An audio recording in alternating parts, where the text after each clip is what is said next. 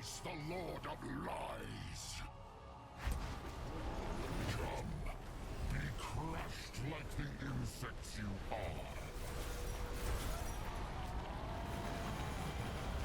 So today I want to go over a Druid build for Season 10 that I am very surprised is actually usable again, and this is going to be a Tornado Druid. And if you've been playing Diablo 4 since the start, you'll have remembered that at the start of the game and in some of the earlier seasons, Tornado Druids were the best Druid builds. Then they became useless for a long time, and now they're back as more of an off-meta build. They're not going to be as strong as Raven or Puddle Druids, but you can still do 100 pit runs, and you can still do all of the other content very easily. And this is actually really strong for layer bosses specifically, and it can kill those pretty much as fast as any other build can. So it's fun, and you can still do all of the content you really need to for any amount of progression. But we are going to be using 2 mythics and 2 chaos uniques. For the mythics, Shroud of False Death, obviously used in every build. +1 to all passives is insane. The +2 all stats also gives you the secondary effect of all rare nodes in your Paragon boards. Ring of Starless Skies just gives you massively increased damage and resource cost reduction. For our chaos uniques, we have Fist of Fate as our helm. Just a lot of good parts for this build specifically. It's really nice to get the make enemies vulnerable as a roll on this. Then the really big burst potential with just kind of the random damage rolling. And then we have Tempest Roar, which is pretty much needed for this build to work because your storm skills are now also werewolf skills. You do get some decent damage increases with the affix rolls, but that's primarily what it's for. And then all of our other slots are actually legendaries, which is actually a bit more legendaries than a lot of other builds are using.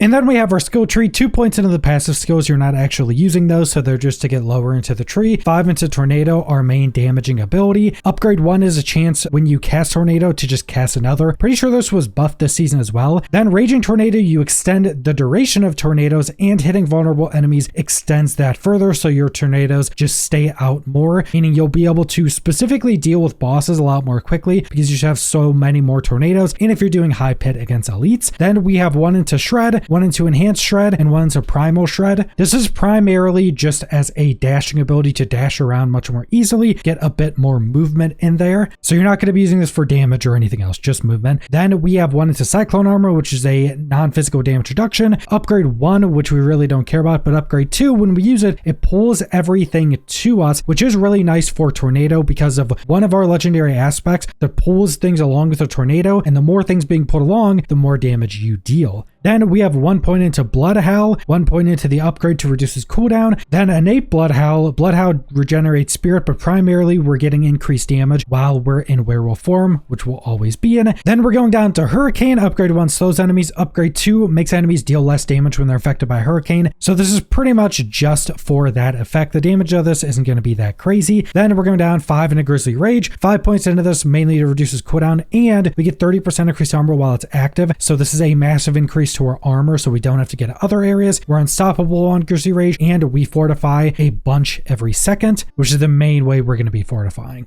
And then we have our passives, 1 to Heart of the Wild to get 3 into Wild Impulse. Your core skills cost more, but deal a lot more damage. We have some amount of points into Ancestral Fortitude. I only have 1. If you need more resistances, depending on what you're building, you can put more points into this. We have 3 into Vigilance for damage reduction after using a defensive. We can Blood Howl a lot, so that'll be up a lot. Then Backlash, increased damage after a defensive as well. Then we have 3 into Nature's Reach, increased damage to distant enemies, more damage if they're CC'd. 3 into Pharaoh Aptitude, do increased damage while healthy, and more damage while above 100% movement speed. Then we're going all the way down to Neurotoxin. Slowing enemies is actually somewhat important because that's like our main CC, but 3 points into Toxic Claws, you deal increased poison damage. This is doubled in Werewolf, which all of our damage is poison. 3 into Envenom, you deal increased critical strike damage against poison enemies. Then 3 into Defiance, nature skills deal increased damage to elites. 3 into Natural Disaster, your storm skills deal increased damage to CC'd enemies. 3 into Resonance, your nature skills deal increased damage. 3 into Circle of Life, whenever we use our tornado, we heal. Then 3 into Quick Shift, shapeshifting into a new animal form, granting increased damage. This stacks up. You primarily do this by using any of your skills to put you in werewolf, so Shred or Tornado. Then you just use your teleport, and your teleport will take you into human form. Then just use another werewolf skill, and that puts you back into werewolf form. You just do this a few times, and this will be stacked. Then Heightened Senses, shapeshifting into a werebear, grants you 12% damage reduction. Werewolf, 12% movement speed. Then we have Perfect Storm. Storm skills deal massively increased damage, and we do damage of vulnerable or CC'd enemy. Your storm skills just just give you additional spirit. You can go through spirit very quickly, but with the few things we have, you really shouldn't have an issue with that. Then we have our Paragon boards, and on our first board, we're using Headhunter, a bonus on normal nodes within range. The secondary is increased damage to elite. Legendary is just increased damage. The first board is Lust for Carnage. Critical strikes with werewolf skills restore 2 spirit and deal increased damage. The Glyph for taking his Fanged Claw, bonus to magic nodes within range. The secondary gives us increased damage on werewolf, and the legendary is just increased shapeshift damage. The next board is going to be Thunderstruck. Storm skills deal increased damage equal to 20% of your damage versus close and distant, up to 60%. You'll get most of this or all of this just through some of the rare and magic nodes on your boards. We have Earth and Sky, another bonus to magic nodes within range. The secondary's nature skills deal increased damage to crowd controlled or vulnerable enemies. Then the legendaries increase nature magic damage. The next board is Heightened Malice. Deal increased damage when a poison enemy is nearby, stacks up for more poison enemies. Then we have Spirit for an increase to critical strike damage. The secondary is critting enemies, makes them take increased damage from you, and the legendary is increased critical strike damage. Then the final board is Ancestral Guidance. You deal increased damage after spending a certain amount of spirit. The board is Keeper, a bonus to rare nodes within range. The secondary is you and your companions deal increased non-physical damage. The legendary is increased non-physical damage. Then for our spirit boons, we have Gift of the Stag for spirit per second. We have Swooping Attacks for increased attack speed. We have Avian Wraith for increased critical strike damage. We have Energize, which is a lucky hit, which is a chance to fully restore your spirit. Then we have Masochistic, which is another lucky hit. Critical strikes with pretty much all of our skills, has a chance to heal us for a ton of our life. Now you can go Overload if you want a little extra damage, but this realistically doesn't deal a ton of damage, so just use Masochistic so you make sure you heal up very quickly. But then we have our Mercenaries. I'm primarily using right here just for the passive for an increase to our resistances to help us get down more easily. Then you go Bastion and Inspiration, so when we're here damages things with his abilities, they take increased damage, which is pretty nice. The Reinforcement, we're using Variana with Bloodthirst. When she uses this, you gain increased attack speed as well, and just put it on your Tornado. And then we have our Chaos perks. For our unique, we're using Brawn over Brains. We don't have anything else that's super good, but this gives us massively increased max life, tons of additional healing, tons of additional overpower, which actually will help with this build. We just have less max resistances and armor, but that means you need less resistances and armor to cap them out. So you're still pretty tanky with this build. Then we have Crazy Brew, which our potion is just a massive cooldown now. So it grants us 100% resource cost reduction, massively increased attack speed, which is on a different cap than other attack speed increases, increased movement speed for 5 seconds, and your healing potion has a 15-second cooldown now. So just a massive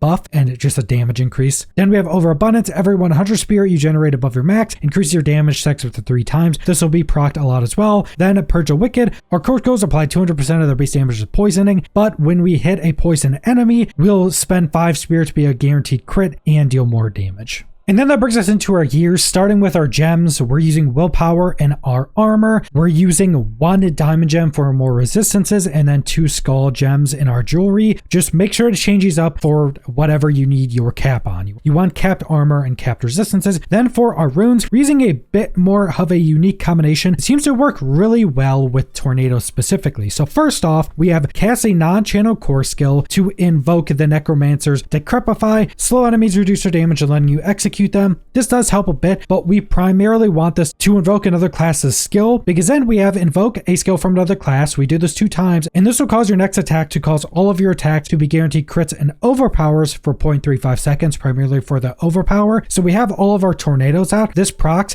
and all of our tornadoes will pretty much hit like 1 or 2 overpowers, which just deals massively increased damage. Now, I don't know if this is a bug or intentional, but make sure the skill you're using on one of your rune sets that you invoke, make sure it's one of these skills from a rare rune, because for whatever reason, any of the magic runes that invoke another class's skill isn't actually proccing this effect of invoking a skill from another class for these crits and overpowers. For whatever reason, it's just not working. I don't know if it's just bugged for me, or if it's bugged right now, or if that's something intentional. So make sure you test that out to make sure this is actually proccing. And then that brings us to our aspects on our weapon. While Grizzly Rage is active, your direct damage is converted into poison, and you deal massively increased poison damage, and you passively spread rabies. So pretty much everything we're doing will poison enemies, and we deal massively increased poison. And then through our skill tree, we have a bunch of other scalars for poison. On our necklace, your core skills deal increased damage based on your fortify, so this will just deal a ton of additional damage at all times. I'm actually looking to see if there's something else that could maybe be better for this, but we kind of just want massive damage increases. Then we have Tornado Drags, non-elite annihilate enemies with it and deals increased damage. Each enemy or object inside a tornado also increases its damage. This is why we also have the ability to pull things together as well. And then for a final offensive aspect, the duration of Grizzly Rage is increased. In addition, critical strikes with Grizzly Rage increase the damage up to 100% while it's active. Then finally, Grizzly Rage is now a werewolf skill and shapeshift you into a dire werewolf that gives you increased movement speed and spirit cost reduction, and killsinness will also heal us. And this is primarily just because we need to be in werewolf for the entirety of the build to actually work. And then for some of our important rolls on your weapon, a chance for tornadoes to hit twice is super strong. Also on your weapon, a chance to restore primary resource is also really strong. You can spend a lot of resource very quickly with this build, but if you have a bunch of things that restore spirit, like we have in this build, you should be fine in general. And depending on how your build is and how all of your rolls are, on your necklace,